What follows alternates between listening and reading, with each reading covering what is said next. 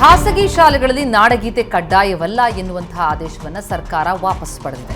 ಈ ಬಗ್ಗೆ ಸುವರ್ಣ ನ್ಯೂಸ್ ವರದಿ ಮಾಡಿತ್ತು. ವರದಿಯ ಬಳಿಕ ಎಚ್ಚೆತ್ತ ಸರ್ಕಾರ ಖಾಸಗಿ ಶಾಲೆಗಳಲ್ಲಿ ನಾಡಗೀತೆ ಕಡ್ಡಾಯ ಅಲ್ಲ ಎಂಬ ಆದೇಶವನ್ನು ವಾಪಸ್ ಪಡೆದಿದೆ. ಈ ಬಗ್ಗೆ ಸಚಿವ ಶಿವರಾಜ್ ತಂಗಡಗಿ ಸ್ಪಷ್ಟನೆ ಕೊಟ್ಟಿದ್ದಾರೆ. ಒಂದು ಸಣ್ಣ ಪ್ರಿಂಟಿಂಗ್ ಮಿಸ್ಟೇಕ್ ಆಗಿತ್ತು. ನೋಟ್ ಶೀಟ್ ಅಲ್ಲಿ ಎಲ್ಲಾ ಶಾಲೆಗಳು ಅಂತಲೇ ಇದೆ. ನಾವು ಎಲ್ಲಾ ಶಾಲೆಗಳಲ್ಲೂ ಕಡ್ಡಾಯ ಅಂತ ಹೇಳಿದ್ದು, ಎಲ್ಲಾ ಶಾಲೆಗಳು ಅಂತ ಆಗಬೇಕು. ಸಂಜೆ ಒಳಗೆ ಮರು ಆದೇಶ ಮಾಡ್ತೀವಿ ಎಂದಿದ್ದಾರೆ.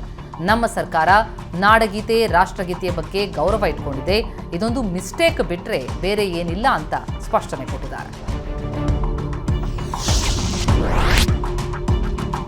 ಬಿಟ್ಕಾಯಿನ್ ಹಗರಣಕ್ಕೆ ಬಿಗ್ ಟ್ವಿಸ್ಟ್ ಸಿಕ್ಕಿದೆ. ಐಪಿಎಸ್ ಅಧಿಕಾರಿ ಸಂದೀಪ್ ಪಾಟೀಲ್ಗೆ ಬಿಟ್ಕಾಯಿನ್ ಸಂಕಷ್ಟ ಎದುರಾಗಿದೆ. ವಿಚಾರಣೆಗೆ ಬರುವಂತೆ ಸೂಚನೆ ನೀಡಲಾಗಿದೆ.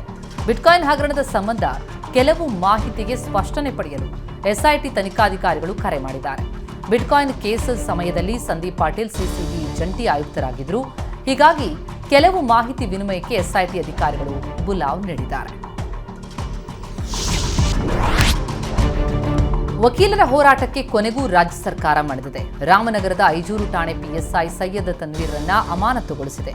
ವಕೀಲರ ವಿರುದ್ಧ ಸುಳ್ಳು ಎಫ್ಐಆರ್ ದಾಖಲಿಸಿದ್ದಾರೆ ಅಂತ ವಕೀಲರು ಆರೋಪಿಸಿದ್ರು. ಜೊತೆಗೆ ಸಸ್ಪೆಂಡ್ ಮಾಡಿ ತನಿಖೆ ನಡೆಸಬೇಕು ಅಂತ ವಿಪಕ್ಷಗಳು ಪಟ್ಟು ಹಿಡಿದಿದ್ವು. ನಾಳೆ ವಕೀಲರು ವಿಧಾನಸೌಧ ಚಲೋಗೆ ಕೂಡ ಕರೆ ಕೊಟ್ಟಿದ್ರು. ರಾಜ್ಯ ಸರ್ಕಾರ ಈಗ ಮುಜುಗರ ತಪ್ಪಿಸಿಕೊಳ್ಳೋದಕ್ಕೆ ಅಮಾನತು ಮಾಡಿದೆ. ಕೊಡಗು ಚಾಮರಾಜನಗರ ಲೋಕಸಭಾ ಸಮರಕ್ಕೆ ಅಭ್ಯರ್ಥಿಗಳನ್ನು ಆಯ್ಕೆ ಮಾಡುವುದೇ ಕಾಂಗ್ರೆಸ್ಗೆ ದೊಡ್ಡ ತಲೆನೋವಾಗಿದೆ. ಬಿಜೆಪಿಗೆ ಟಕ್ಕರ್ ಕೊಡಲು ಕಾಂಗ್ರೆಸ್ ಕಾರ್ಯತಂತ್ರ ರೂಪಿಸ್ತಾ ಇದೆ. ಆದರೆ ಕಾಂಗ್ರೆಸ್ನಲ್ಲಿ ಸಮರ್ಥ ಅಭ್ಯರ್ಥಿಗಳು ಸಿಗ್ತಾ ಇಲ್ಲ. ಎಲ್ಲಾ ವಿಧಾನಸಭಾ ಕ್ಷೇತ್ರಗಳ ಪರಿಚಯ ಇರುವ ಅಭ್ಯರ್ಥಿಗಾಗಿ ಹುಡುಕಾಟ ನಡೆದಿದೆ.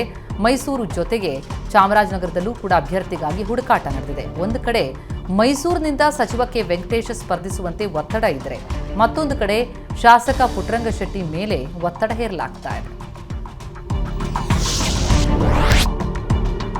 ಬೆಳಗಾವಿಯಲ್ಲಿ ನಕಲಿ ಬಾಂಡ್ ತಯಾರಿಸುವಂತಹ ಗ್ಯಾಂಗ್ ಮತ್ತೆ ಆಕ್ಟಿವ್ ಆಗಿದೆ. ಚಾಪಾ ಕಾಗದ ಹಗರಣದ ರೂವಾರಿ ತೆಲಗಿ ಪ್ರಕರಣದ ಬಳಿಕ ಬೆಳಗಾವಿಯಲ್ಲಿ ಮತ್ತೊಂದು ಪ್ರಕರಣ ಬೆಳಕಿಗೆ ಬಂದಿದೆ. ಆಸ್ತಿ ಪರಭಾರೆಗಾಗಿ ಸರ್ಕಾರಿ ಅಧಿಕಾರಿಗಳೇ ನಕಲಿ ಬಾಂಡ್ ತಯಾರಿಸಿ ವಂಚಿಸಿರುವ ಆರೋಪ ಕೇಳಿಬಂದಿದೆ. ಸವದತ್ತಿ ತಾಲೂಕ್ ಪಂಚಾಯಿತಿ ಇಒ, ಮಾಡಮಗೇರಿ ಪಿಡಿಒ ವಿರುದ್ಧ ದೂರು ಕೊಡಲಾಗಿದೆ. ಸುಮಾರು 6 ಕೋಟಿ ಬೆಲೆ ಬಾಳುವ ಆಸ್ತಿ 3 ಕೋಟಿಗೆ ಮಾರಾಟ ಮಾಡಿರುವುದಾಗಿ ಆರೋಪಿಸಲಾಗಿದೆ. ಕೇಸ್ ದಾಖಲಾದರೂ ಆರೋಪಿಗಳ ಬಂಧನಕ್ಕೆ ಮೀನಾಮೇಷ ಎಣಿಸಲಾಗ್ತಾ ಇದೆ ಅಂತ ಕಾಂಗ್ರೆಸ್ ಮುಖಂಡ ಲಕ್ಕಣ್ಣ ಸವಸುದ್ದಿ ಆರೋಪಿಸಿದ್ದಾರೆ.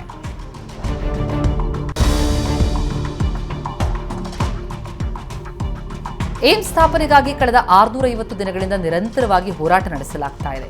ರಾಯಚೂರು ನಗರದ ಮಹಾತ್ಮ ಗಾಂಧಿ ಪ್ರತಿಮೆಯ ಎದುರು ಹೋರಾಟ ನಡೀತಾ ಇದೆ. ಕೇಂದ್ರ ಸರ್ಕಾರ ಶೀಘ್ರವೇ ರಾಯಚೂರಿಗೆ ಏಮ್ಸ್ ಮಂಜೂರು ಮಾಡಬೇಕು, ರಾಯಚೂರು ಮಹತ್ವಾಕಾಂಕ್ಷಿ ಜಿಲ್ಲೆ ಅಂತ ಘೋಷಣೆ ಮಾಡಬೇಕು ಅಂತ ಆಗ್ರಹಿಸಲಾಗ್ತಾ ಇದೆ. ಜಿಲ್ಲೆಗೆ ಯಾವುದೇ ಮಹತ್ವಾಕಾಂಕ್ಷಿ ಯೋಜನೆ ನೀಡಿಲ್ಲ. ಏಮ್ಸ್ ನೀಡಿದ್ರೆ ಮಹತ್ವಾಕಾಂಕ್ಷಿ ಹೆಸರಿಗೆ ಅರ್ಥ ಬರುತ್ತೆ ಅಂತ ಹೋರಾಟಗಾರರು ಆಗ್ರಹಿಸಿದ್ದಾರೆ. ಮಾಜಿ ಸಿಎಂ ಬಿಎಸ್ ಯಡಿಯೂರಪ್ಪ ಅವರನ್ನ ಸಂಸದ ಪ್ರತಾಪ್ ಸಿಂಹ ಭೇಟಿಯಾಗಿದ್ದಾರೆ. ಬೆಂಗಳೂರಿನ ಯಡಿಯೂರಪ್ಪ ಅವರ ನಿವಾಸದಲ್ಲಿ ಭೇಟಿಯಾಗಿ ಪ್ರತಾಪ್ ಸಿಂಹ ತಮ್ಮ 10 ವರ್ಷದ ಅಭಿವೃದ್ಧಿಯ ರಿಪೋರ್ಟ್ ಕಾರ್ಡ್ ಕೊಟ್ಟಿದ್ದಾರೆ. ರಾಜಕೀಯ ವಿಚಾರಗಳ ಕುರಿತು ಚರ್ಚೆ ಮಾಡಿದ್ದಾರೆ. ಯಡಿಯೂರಪ್ಪ ಅವರನ್ನ ಭೇಟಿಯಾದ ಫೋಟೋವನ್ನ ಸಂಸದ ಪ್ರತಾಪ್ ಸಿಂಹ ತಮ್ಮ ಎಕ್ಸ್ ಖಾತೆಯಲ್ಲಿ ಹಂಚಿಕೊಂಡಿದ್ದಾರೆ. ಕೇಂದ್ರ ಸಚಿವೆ ಶೋಭಾ ಕರಂದ್ಲಾಜೆಗೆ ಸ್ವಕ್ಷೇತ್ರದಲ್ಲೇ ವಿರೋಧ ವ್ಯಕ್ತ ಆಗಿದೆ. ಬಿಜೆಪಿ ಕಾರ್ಯಕರ್ತರು ಕೇಂದ್ರ ಸಚಿವೆ ಶೋಭಾ ವಿರುದ್ಧ ಪತ್ರ ಅಭಿಯಾನ ಆರಂಭಿಸಿದ್ದಾರೆ. ಲೋಕಸಭಾ ಚುನಾವಣೆಯಲ್ಲಿ ಉಡುಪಿ ಚಿಕ್ಕಮಗಳೂರು ಟಿಕೆಟ್ ಕೊಡದಂತೆ ಪತ್ರ ಅಭಿಯಾನ ಆರಂಭಿಸಿದ್ದಾರೆ. ಪ್ರಧಾನಿ ಮೋದಿ, ಜೆಪಿ ನಡ್ಡಾ, ವಿಜೇಂದ್ರ ಅವರಿಗೆ ಕಾರ್ಯಕರ್ತರು ಪತ್ರ ಬರೀತಾ ಇದ್ದಾರೆ. ಚಿಕ್ಕಮಗಳೂರು ಜಿಲ್ಲೆಯಾದ್ಯಂತ 5,000ಕ್ಕೂ ಅಧಿಕ ಪತ್ರ ಬರೆದಿದ್ದಾರೆ. ಕಳೆದ ಲೋಕಸಭಾ ಚುನಾವಣೆಯಲ್ಲೂ ಸಚಿವೆ ವಿರುದ್ಧ ಗೋ ಬ್ಯಾಕ್ ಶೋಭಾ ಅಭಿಯಾನ ನಡೆಸಿದ್ರು. ಒಂದೆಡೆ ಕಂದಾಯ ಸಚಿವರು ರೈತರ ದಾಖಲೆಗಳನ್ನೆಲ್ಲ ಡಿಜಿಟಲೀಕರಣ ಮಾಡೋದಕ್ಕೆ ಹೊರಟಿದ್ರೆ, ರೈತರ ಜೀವನದ ಜೊತೆ ಮತ್ತೊಂದೆಡೆ ಅಧಿಕಾರಿಗಳು ಹುಡುಗಾಟವಾಡ್ತಾ ಇರುವಂಥದ್ದು ಸವಣೂರು ತಹಶೀಲ್ದಾರರ ಕಚೇರಿಯಲ್ಲೊಂದು ಎಡವಟ್ಟಾಗಿದೆ. ರೈತರ ಮಹತ್ವದ ದಾಖಲೆಗಳು ಕಸದ ಬುಟ್ಟಿ ಸೇರ್ತಾ ಇವೆ.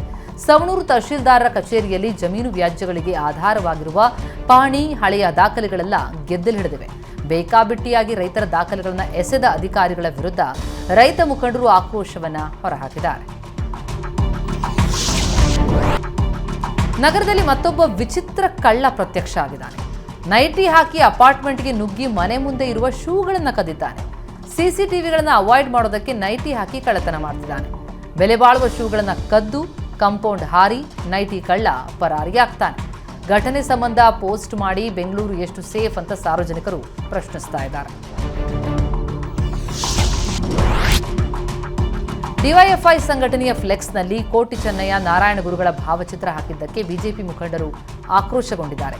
ಚಿತ್ರವನ್ನು ತೆರವುಗೊಳಿಸದೇ ಇದ್ದಲ್ಲಿ ಉಗ್ರ ಪ್ರತಿಭಟನೆ ಮಾಡುವುದಾಗಿ ಎಚ್ಚರಿಕೆ ಕೊಟ್ಟಿದ್ದಾರೆ. ಮಂಗಳೂರು ಮಂಡಲದ ಮಾಜಿ ಬಿಜೆಪಿ ಅಧ್ಯಕ್ಷ ಚಂದ್ರಹಾಸ್ ಪಂಡಿತ್ ಹೌಸ್ ಎಚ್ಚರಿಕೆ ಕೊಟ್ಟಿದ್ದಾರೆ. ಡಿವೈಎಫ್ಐ ರಾಜ್ಯ ಸಮ್ಮೇಳನದ ಹಿನ್ನೆಲೆ ಮಂಗಳೂರು ನಗರ ಸೇರಿ ಉಳ್ಳಾಲದ ಹಲವೆಡೆ ಫ್ಲೆಕ್ಸ್ ಅಳವಡಿಸಿತ್ತು. ಈ ಬಗ್ಗೆ ಕೋಣಾಜೆ ಠಾಣಾಧಿಕಾರಿಗೆ ಚಂದ್ರಹಾಸ್ ಪಂಡಿತ್ ಹೌಸ್ ಮೌಖಿಕ ದೂರು ಕೊಟ್ಟರು. ರಾಜಕೀಯಕ್ಕಾಗಿ ಕಾರ್ಣಿಕ ಪುರುಷರ ಚಿತ್ರ ಬಳಸಿರುವುದರಿಂದ ಕೋಮು ಸೌಹಾರ್ದಕ್ಕೆ ಧಕ್ಕೆಯಾಗುತ್ತೆ. ಫ್ಲೆಕ್ಸ್ ಅನ್ನು ಕೂಡದೆ ತೆರವುಗೊಳಿಸಬೇಕು ಅಂತ ಬಿಜೆಪಿ ಮುಖಂಡರು ಅಧಿಕಾರಿಗಳಿಗೆ ಆಗ್ರಹಿಸಿದ್ದಾರೆ. ಕರ್ನಾಟಕ ಮತ್ತು ಮಹಾರಾಷ್ಟ್ರ ನಡುವೆ ಗಡಿ ವಿವಾದ ದಿನೇ ದಿನೇ ತಾರಕಕ್ಕೇರಿದೆ. ಮಹಾರಾಷ್ಟ್ರ ಸರ್ಕಾರ ಗಡಿ ವಿವಾದವನ್ನು ಗಂಭೀರವಾಗಿ ಪರಿಗಣಿಸಿದರೆ ಕರ್ನಾಟಕ ಸರ್ಕಾರ ಮೌನ ವಹಿಸಿದೆ. ಗಡಿ ವಿವಾದ ಸಂಬಂಧ ಮುಂಬೈನಲ್ಲಿ ಮಹಾರಾಷ್ಟ್ರ ಸರ್ಕಾರ ಸಭೆ ಕರೆದಿದೆ. ಸಭೆಗೆ ಬೆಳಗಾವಿಯ ಎಂಇಎಸ್ಗೂ ಆಹ್ವಾನ ನೀಡಲಾಗಿದೆ. ಮಹಾರಾಷ್ಟ್ರದ ಗಡಿ ಉಸ್ತುವಾರಿ ಸಚಿವ ಶಂಭುರಾಜ್ ದೇಸಾಯಿ ನೇತೃತ್ವದಲ್ಲಿ ಸಭೆ ನಡೆಯಲಿದೆ. ಗಡಿ ವಿವಾದ ಸಂಬಂಧ ಸಂಗ್ರಹಿಸಬೇಕಾದ ಸಾಕ್ಷ್ಯಾಧಾರ ದಾಖಲೆಗಳ ಬಗ್ಗೆ ಚರ್ಚಿಸಲು ಸಭೆ ಕರೆಯಲಾಗಿದೆ ಎನ್ನಲಾಗ್ತಾ ಇದೆ. ಏರ್ ಇಂಡಿಯಾ ಸಿಬ್ಬಂದಿಗೆ ತಾನೊಬ್ಬ ಟೆರರಿಸ್ಟ್ ಎಂದು ಬೆದರಿಕೆ ಹಾಕಿದ್ದಾರೆ. ಏರ್ ಇಂಡಿಯಾ ಸಿಬ್ಬಂದಿಯಿಂದ ಕೆಂಪೇಗೌಡ ಅಂತಾರಾಷ್ಟ್ರೀಯ ವಿಮಾನ ನಿಲ್ದಾಣ ಠಾಣೆಯಲ್ಲಿ ಈ ಬಗ್ಗೆ ದೂರು ಸಲ್ಲಿಕೆಯಾಗಿದೆ. ಆದರ್ಶ್ ಕುಮಾರ್ ಸಿಂಗ್ ಎಂಬಾತನ ವಿರುದ್ಧ ದೂರು ದಾಖಲಾಗಿದೆ. ಬೆಂಗಳೂರಿನಿಂದ ಲಕ್ನೋಗೆ ಹೊರಟಿದ್ದ ಏರ್ ಇಂಡಿಯಾ ವಿಮಾನದಲ್ಲಿ ಆದರ್ಶ್ ಕುಮಾರ್ ಸಿಂಗ್ ಟಿಕೆಟ್ ಇಲ್ಲದೆ ಫ್ಲೈಟ್ ಹತ್ತೋದಕ್ಕೆ ಬಂದಿದ್ರು. ಆ ವೇಳೆ ಸಿಐಎಸ್ಎಫ್ ತಪಾಸಣೆ ವೇಳೆ ತಾನೊಬ್ಬ ಟೆರರಿಸ್ಟ್ ಅಂದಿದ್ದಾರೆ. ಆದರ್ಶ್ ಕುಮಾರ್ ಸಿಂಗ್ ಮಾತನ್ನ ಕೇಳಿ ಏರ್ ಇಂಡಿಯಾ ಸಿಬ್ಬಂದಿ ಬೆಚ್ಚಿಬಿದ್ದು ಕೂಡಲೇ ಏರ್ಪೋರ್ಟ್ ಠಾಣೆಯ ಸಿಬ್ಬಂದಿಗೆ ಮಾಹಿತಿ ಕೊಟ್ಟಿದ್ದಾರೆ.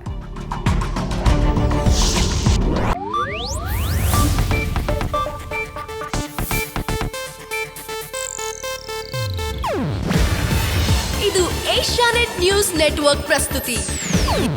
ನೀವು ನೋಡ್ತಿದ್ದೀರಾ ಏಷ್ಯಾನೆಟ್ ಸುವರ್ಣ ನ್ಯೂಸ್.